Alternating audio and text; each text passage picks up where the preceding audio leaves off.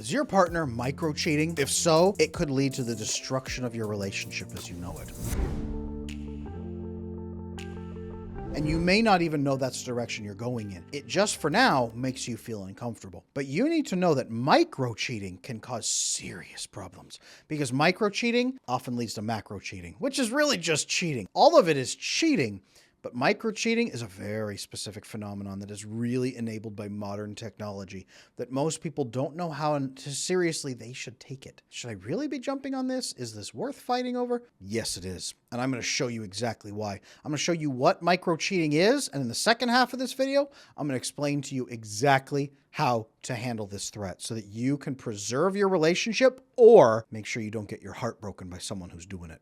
Now, in this video, I'm going to be talking about attachment, and make sure that you check adamlanesmith.com, my website, for any resources you need to fix that attachment. This is not the video about fixing attachment. This is about microcheating, and I want to do a deep dive into it so that you make sure you know what you need out of this. But if you want to fix your attachment, you want to learn more about attachment, you want to learn about attachment styles for my free attachment styles guide, check adamlanesmith.com. I have a ton of resources for you there to help you fix that attachment and get the best relationships in your life. For now, let's focus on microcheating and how you can find out if this threat is in your relationship. So before we talk about how to find microcheating and how to deal with it, let's define microcheating. Most people hear it and say, what the heck is that? Is it some weird new pop term? Well, sort of. Microcheating is cheating that takes place in small little scale in a gray area that technically might not be that bad, because most of it technically doesn't have a full connection with another human being. It's not really physical, and you're not necessarily connecting with another human being person to person. So is it really cheating? And is it really findable? Can you really? Yes. This is one of those weird gray areas. I'm going to define it very easily for you. Microcheating is any infraction of the expectations in the relationship for exclusivity and sexual focus, and any inappropriate boundary breaking, especially that results from that sexual frustration or sexual impropriety or sexual connection or any of that that is brought about by that inappropriate behavior. Any sexually inappropriate behavior that technically falls into a sort of almost gray area is microcheating. It's a weird nebulous description. That's why so many people get tripped up on it. What sort of behavior constitutes microcheating? Glad you asked. Microcheating can be as simple as flooding your Instagram feed with naked models and checking them out all the time. And you just pop open your Instagram to check them out. What? I'm not looking at porn. I'm just supporting creators. So when you leave them comments like, hey, looking hot. Hey, I love this one. Hey, nice nipples. So you're just supporting them? Yes, because they are working diligently. Okay, well, no. Not if your partner is deeply uncomfortable about it. Frankly, we all know that you're not supporting a creator in that regard. I mean, you kind of are, I suppose. But frankly, we both know that you are shifting the connection and intimacy from your relationship onto somebody else. Usually, the people who do something like this have an attachment issue. And it may not just be avoidant. Anxious attachment style men often pursue pornographic information, pornographic features and videos and pictures and everything, because they are so afraid of asking for their needs to get met that they chase it in other directions. Or they are so deficient in various brain chemicals like oxytocin, a bonding hormone, vasopressin, serotonin, all of these things that should be present in relationships. They're so deficient on them, all they have left is the dopamine. So they punch the dopamine button endlessly with pornographic material, and they rationalize it to themselves by saying things like, I am supporting single mom creators. And this is how they rationalize it. You are a bad person by telling me to stop supporting this poor single mom with J-cup bikini model. Like, you're really telling me to stop supporting her. Well, look at her page. Well, don't look too closely at her page. I want you to see. But I mean, think about like the children that she's probably taking care of. There's a rationalization. That's rationalization, and that is microcheating. Just FYI, if you're uncomfortable about that and your partner will not let it go, that is microcheating. And it's usually based on that attachment piece. That is, they are not pursuing their relationships with you, and they're not getting their needs met inside the relationship. And I don't just mean their sexual needs. I mean their emotional intimacy needs are not being met either. So they're not getting all the bonding hormones they're supposed to get. Again, oxytocin, vasopressin, and serotonin is released inside relationships as well. None of this is going to be very, very strongly released if they have bad attachment. And they will push back against you and say, how dare you take my addiction away? I am a good person for doing this. They'll find a way. Microcheating can be DMing those women. It can be texting to their ex, and not technically texting anything sexually inappropriate or I love yous, but just maintaining really close connection with them when they had told you it was over. But they're really, really connected to them. And you're telling them, like, I'm not comfortable with this. Well, too bad. I want to talk to them. Like, what's the problem? Why are you so threatened? Don't be jealous. And they're pushing back. Microcheating really happens. Not like, hey, I'm co-parenting with my ex, or hey, I happen to be friends with my ex, and that's an established fact at the beginning of our relationship and you're comfortable with it. Microcheating are those things you push back on and say, hey, this makes me really uncomfortable. It's really edging into uncomfortable territory. You're not just texting your ex, you are telling them deep, intimate relationship pieces we're struggling with and asking their advice on how to talk to me. Like, this is not appropriate. You really need to be doing that with me and having those conversations with me. Well, I just can't talk to you like I could used to talk to them. Getting into microcheating, really hard microcheating in that territory. Again, texting the ex, paying a fetish model on OnlyFans repeatedly and like really developing like a one-sided relationship with them. Happens more often than you'd think. Microcheating can be anything like, hey, this is my work husband. Well, that's pretty inappropriate and pretty uncomfortable. So you're having deep conversations with your work partner instead of with your actual partner. Wherever you are shifting the attention you should be putting into your intimate bonded partnership relationship onto somebody else that makes your partner uncomfortable, so you have to cover up those facts, that's probably microcheating. It may not be a full emotional affair because it's not romantic or sexual in nature, but you're getting in that territory. If they're texting other people and holding those conversations, they're swapping nudes. Well, it didn't mean anything to me. I was just sending her a picture of my penis. It's kind of horrifying that doesn't mean anything to you. What do you mean that doesn't mean anything? It really is sliding in the direction of more and more stimulation. Because here's what happens. As they connect to those other people and get those needs met, their brain forms positive associations with those other people. Then it says, why would I go to my partner and get my needs met? That's uncomfortable. I can...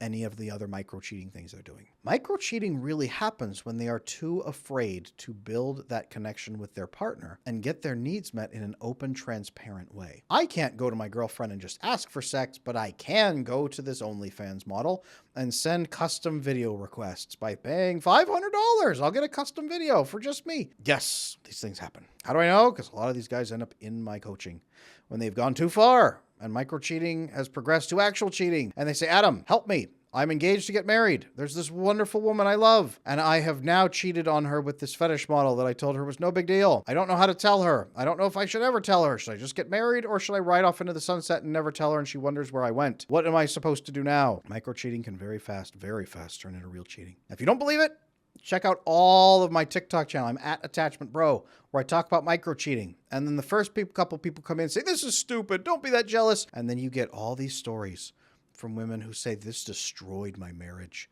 It destroyed my marriage. And it started as micro-cheating and progressed into full-on affairs. And he would go to prostitution parlors and instead of massage parlors, and he was visiting prostitutes. And it went from bikini models to sleeping with bikini models. And I told him it would happen, and he didn't take it seriously. And now we're divorced with 3 children, and our children cry because they miss dad, and I don't know what to tell them.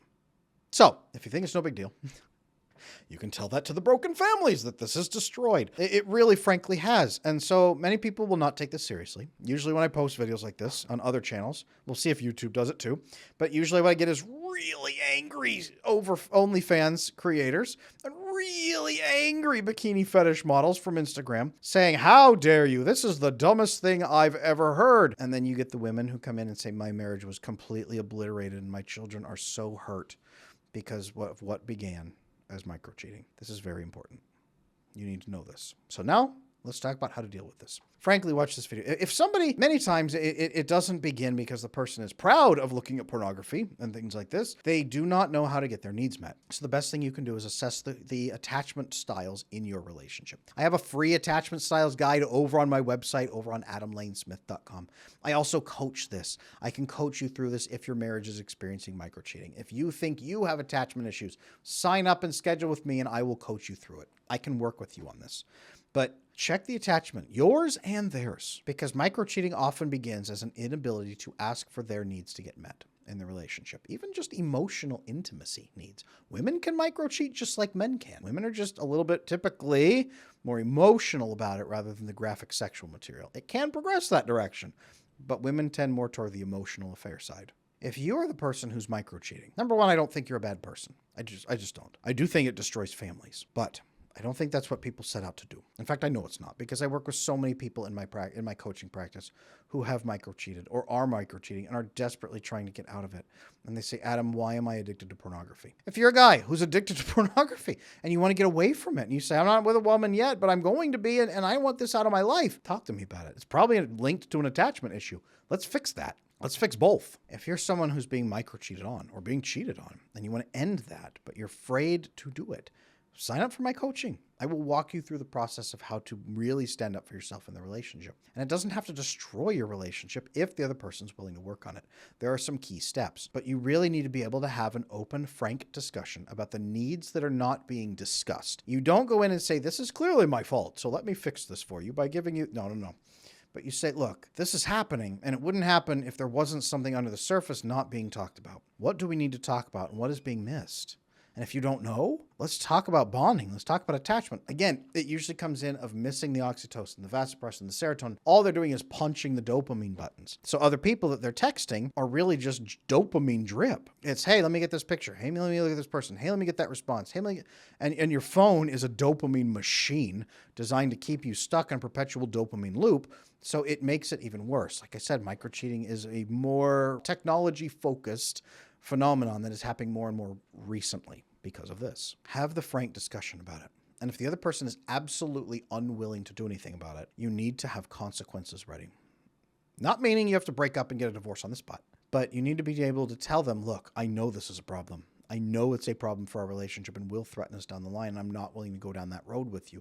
I need you to take this seriously so that we can work as a couple. Do you want to be a couple, or do you want to continue what you are doing? Ultimatums are not a bad thing. They are a great thing when they are based on principles and goals. If your long-term goal is to have an amazing relationship and your principles are honesty, integrity, loyalty, compassion, love, intimacy, if those are your principles, base your ultimatums on those. If the other person says, well, screw it, I'd rather have the fetish models, you have saved yourself a world of heartache and probably 10 to 15 years of destroyed marriage and ruined children. Have this conversation and say, I want a wonderful life. Present them the good. I want a wonderful life where we can share our needs with each other and be in total trust and calm and security all the time.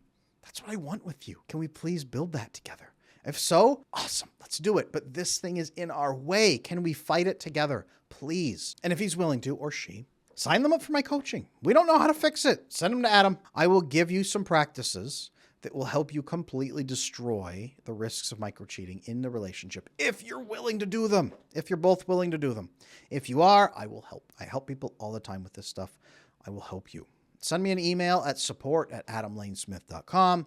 Support@adamlanesmith.com. Send me that email. Help Adam. My boyfriend is microcheating. He doesn't know how to stop. He's got this porn addiction. He wants to end it. Can we figure this out? Or, hey, our relationship's hanging here, but we're both willing to work on it. I can't do this work on someone who absolutely refuses, and neither can you. If they say, no, this is not harming anything, and you're just being a prude, not going to work. You're going to have to really lay down that law and put the ultimatum up and then follow through on it. But if people want to work on this, I will teach you. Give me a couple of sessions with you. I will show you how to manage these issues and how to build a deeper bond that can last a lifetime so that microcheating is not even attractive to the person who was doing it. So drop me a comment down below. If you are someone who has been microcheated on and it led to an affair, please drop that below, because you know the other people are going to roll in saying, I'm just being oversensitive and insecure. How dare everyone talk about microcheating like it's a big deal? You know those people are going to roll in. So drop the comments down below for the people who need to read your comment, the people who are where you were, where you wish you had read some comments saying, no, this is really a problem. Please fix this in your relationship so it doesn't go the way mine did. Drop me those comments down below. Or, you know what? If you don't think microcheating is a big deal, ask me a question. Ask me what it leads to. Ask me. Or just say, hey, Adam, I don't think this is a big deal. I think you're being weird. Drop me that too. You guys can all talk to each other down in the comments about that, and I will let you guys hash that one out. In the meantime, click that subscribe button and check out some of the other resources here on my YouTube channel that will show you some of those attachment pieces that you need to fix some of these microcheating issues.